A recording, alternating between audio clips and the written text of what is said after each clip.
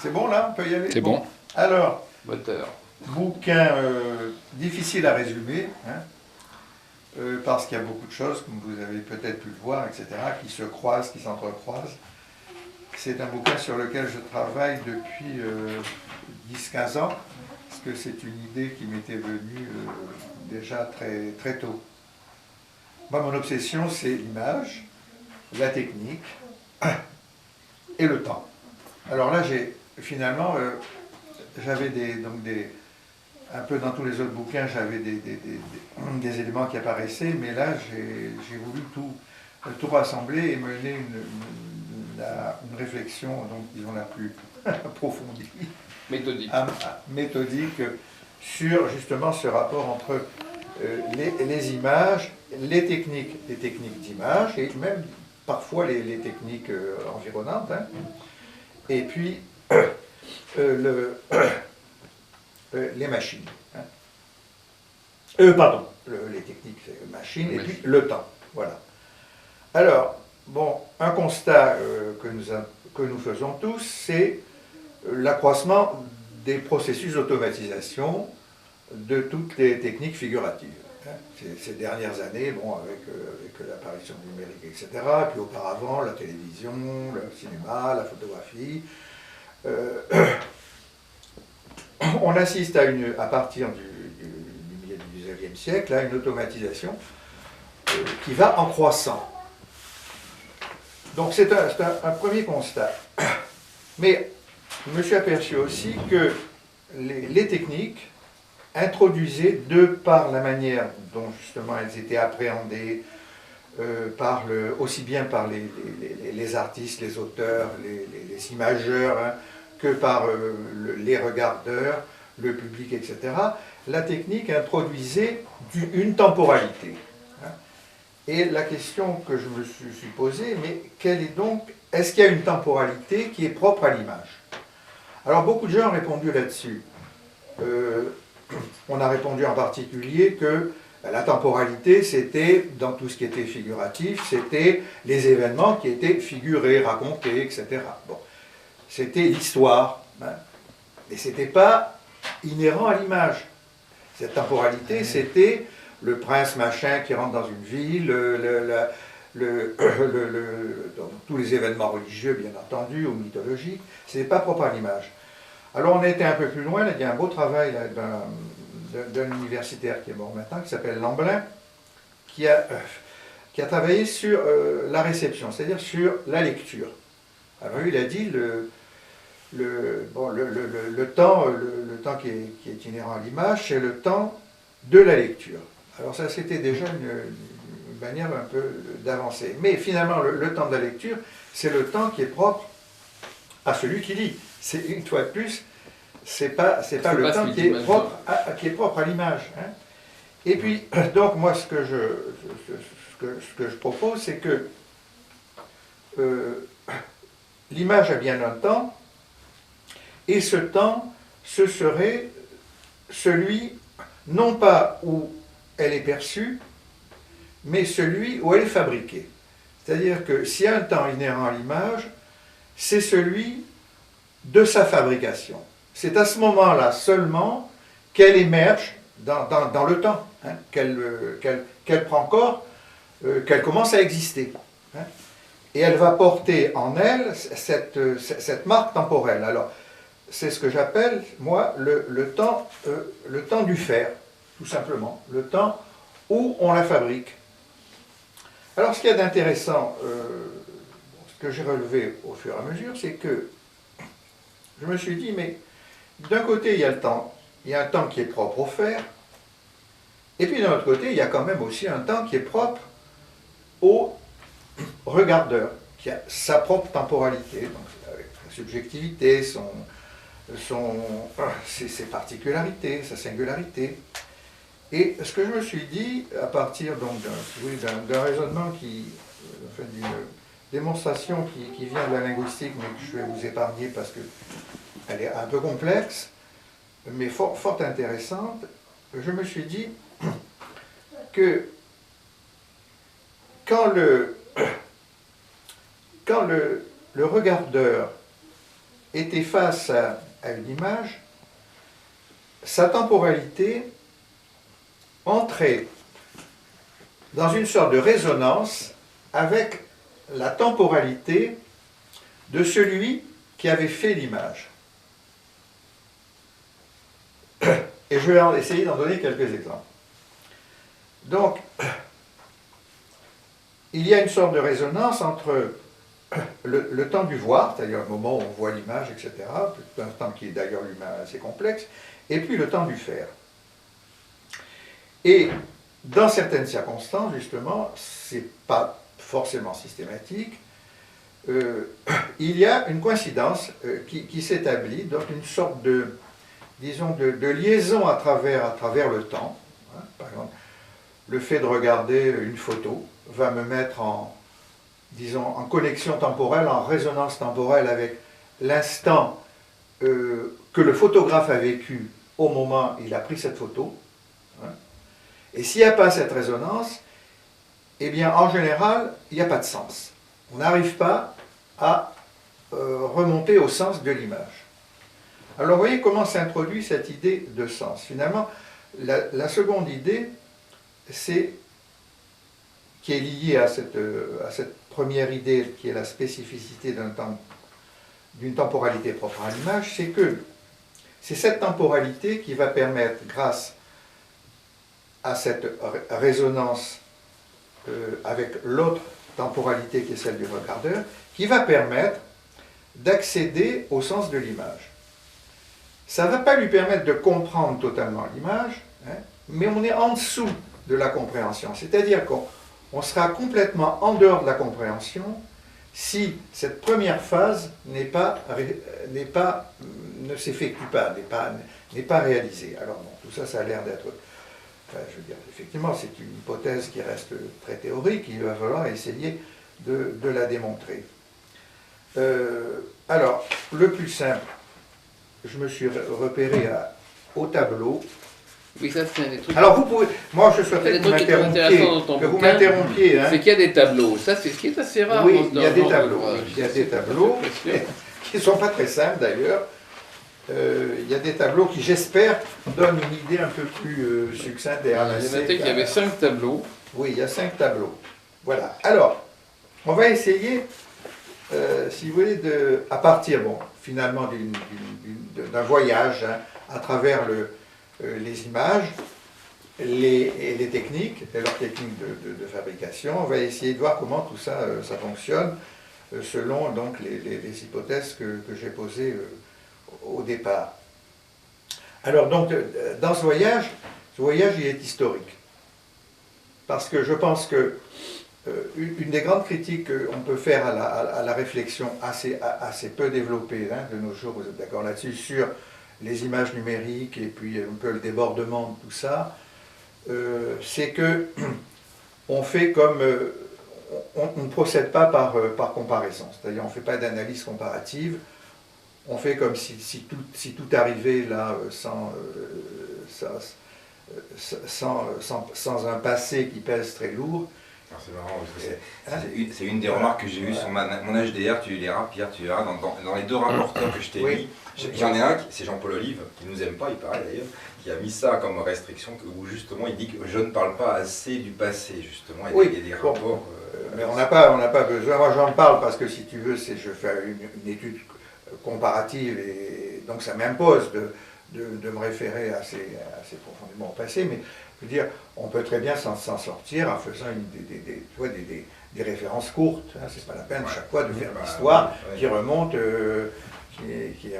l'image ça remonte à 30 000 ans au moins avant Jésus-Christ, tu vois. Ah, c'est plus vieux que le texte, c'est plus vieux que le texte. Ah, c'est plus vieux que le texte, oui, bon. C'est vrai. Oui, bon, ça c'est... Oui, mais est-ce que tu sais, les historiens sont très... Enfin, c'est une... Il n'a pas dû tout lire parce qu'il n'a pas bien lu, tu verras, tu ne seras peut-être pas d'accord. Il y a beaucoup de références au passé dans ce que j'ai écrit. Il n'a pas dû tout lire. Dans ton livre, il y a beaucoup... Notamment, il ne l'a pas lu déjà, ça, qu'il l'avait dans les mains. J'étais pas très content, mais c'est pas grave. Voilà. Donc, alors, vous avez compris le système, là. Donc, il y a un temps qui serait celui de la perception, hein, qui va être celui donc, de la réception, bien sûr, de l'exploration visuelle, etc. C'est aussi un déplacement du corps, tout ça, c'est pas seulement visuel, l'image, hein, je vous le rappelle, de plus en plus. Bon, c'est le temps de la découverte. Et puis, en amont, eh bien, il y a le temps, le temps de la fabrication, le temps qui est propre à ce que j'appelle l'acte de figuration. Vous allez voir que cet acte de figuration, ben, bien sûr, on va le retrouver aussi bien dans Lascaux il y a 30 000 ans, hein, que dans les dernières technologies. Voilà. Petit groupe des algoristes, Marie-Hélène. Marie-Hélène, voilà. Bonsoir. Alors, tu connais. Heure de Berger, tu connais aussi. Bonsoir. Alain Guillet. Voilà, alors je fais un petit résumé je fais un petit résumé donc, du bouquin, tu vois, qui m'ont... Voilà. Donc cet acte de figuration, ce qu'il y a d'important, c'est qu'il va, il va mettre en jeu des techniques qui vont être très différentes. Hein. C'est par là, c'est que le temps qu'on va vivre, dans le regard qu'on va porter sur les images, va être différent. Hein. Ce n'est pas les mêmes temporalités qu'on va vivre au Moyen-Âge, sous la Renaissance, au 19e et la temporalité dépend de l'époque, oui. Tu vois, cette vie du temps, cette perception du temps, perception, donc plus que perception, ce vécu du temps ne sera pas toujours le même. Mais ça, c'est pas une idée qui est complètement acceptée. Hein. Beaucoup d'historiens, d'esthéticiens se font une espèce d'image non évolutive de l'image. Hein. L'image, c'est l'image avec un grand I, etc. Hein. C'est aussi un peu pour ça que je me suis attaqué au problème. Hein. Ou alors c'est que des images et on ne peut rien saisir, c'est toujours de la différence, etc. Voilà, j'ai essayé de mettre un peu le clair là-dedans. Bref, l'acte de figuration va mettre en jeu des techniques et c'est à partir donc de ce moment-là que l'image va se mettre à vivre sa vie, elle va être sous la forme d'une icône dans une église, elle va être sous la forme au Moyen-Âge, des blasons, des écus qui vont courir à travers les armées, les châteaux, etc. Elles vont, les cartes nautiques, ces trucs-là. Plus tard, à la Renaissance, ça va être les tableaux, toute la peinture, et ainsi de suite, la photographie, l'image, la télévision, etc. Et jusqu'à nos jours. Alors,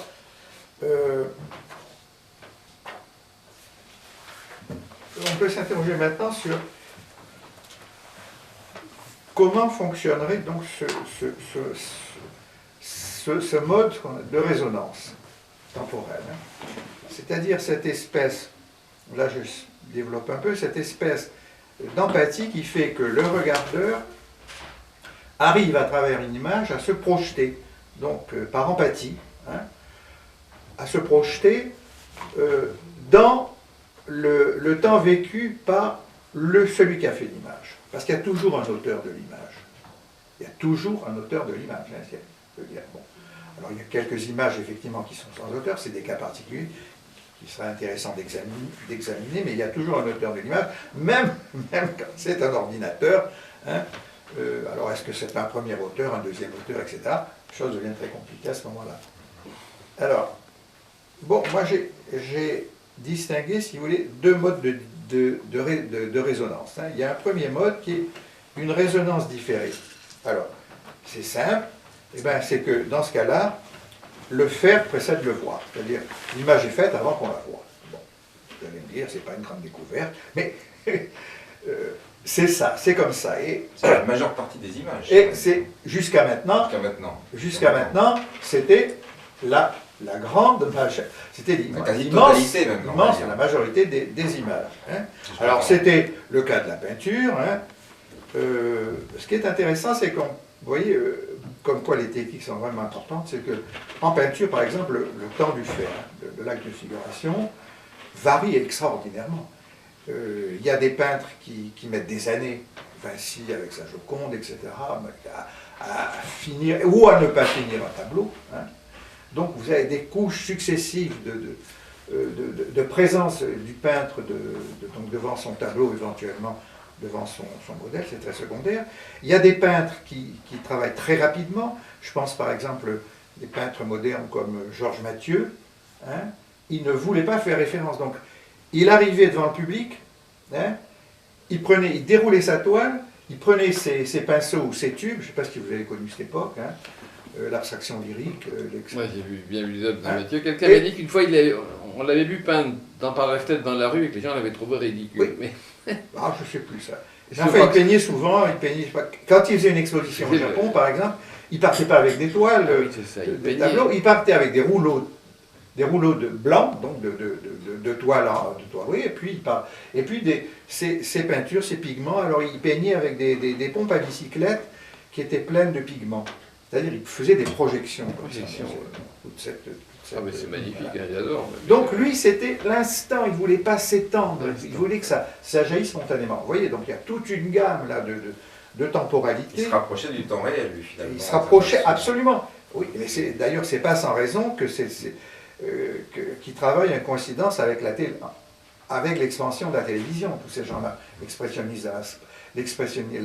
lyrique, tous ces trucs-là, les jaillissements spontanés, c'est en relation indirecte quand même, hein, avec l'apparition d'une image à la télévision. Hein. Il y a une sorte d'analogie, d'espèce de contamination entre ces techniques et leurs effets. Hein. Alors le cinéma, bien entendu. Alors souvent on dit ben, le cinéma, c'est en fait le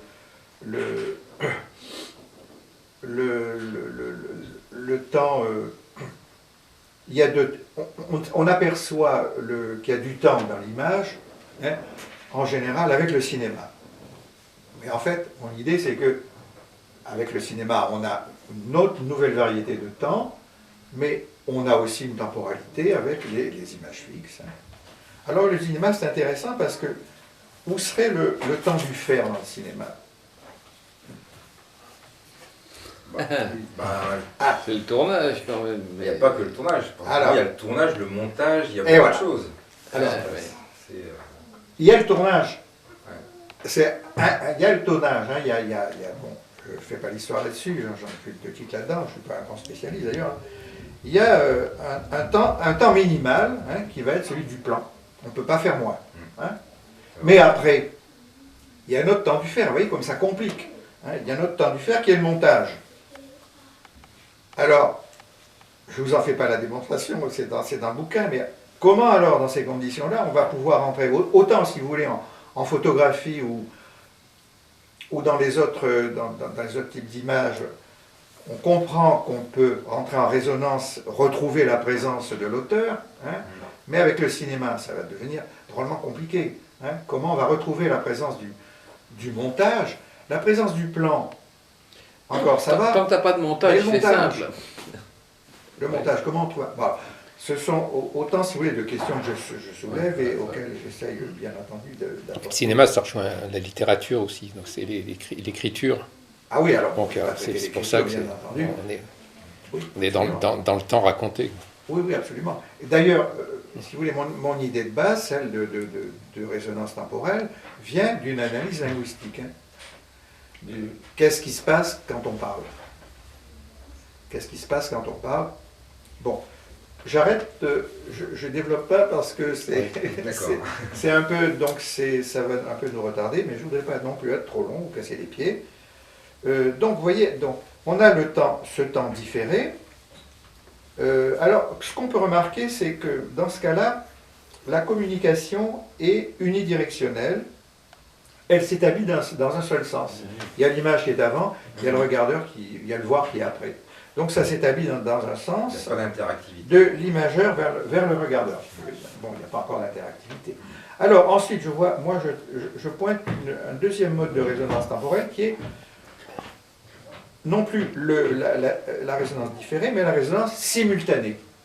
Alors, on la voit où? On la voit en télévision, puisqu'on est en contact immédiat avec l'image qui se crée au fur et à mesure donc, que le cadreur la filme.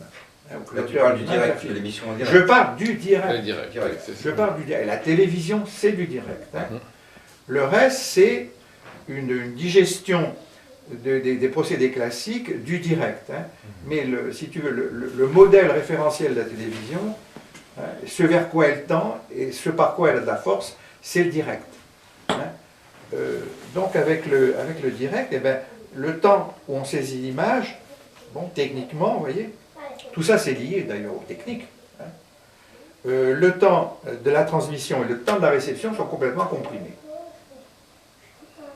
Donc il y a une espèce de résonance immédiate. Alors c'est intéressant de savoir avec quoi le regardeur rentre en résonance. S'il rentre en résonance avec un auteur qui a une présence, hein, qui veut dire quelque chose, ou s'il rentre en résonance avec une caméra, hein, c'est-à-dire un appareil qui se conduit en appareil. Hein.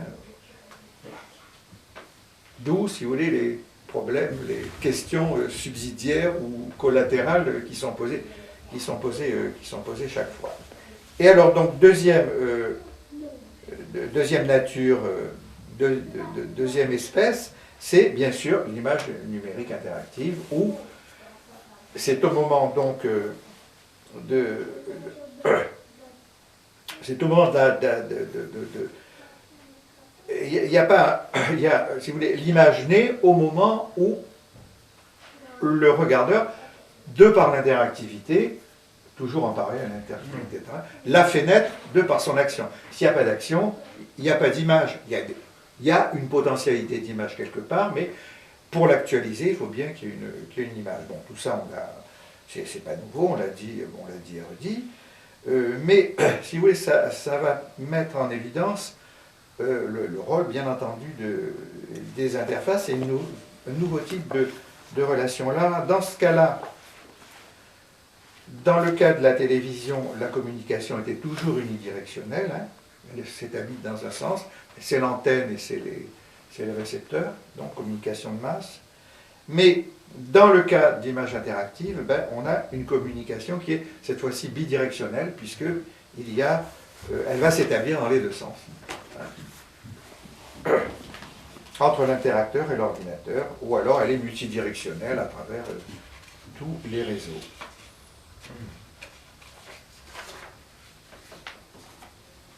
Alors, pour faire un peu l'histoire, mais là je vais essayer d'être court, parce que pour le moment, il faut démontrer tout ça. Hein. Pour vous donner quelques exemples historiques.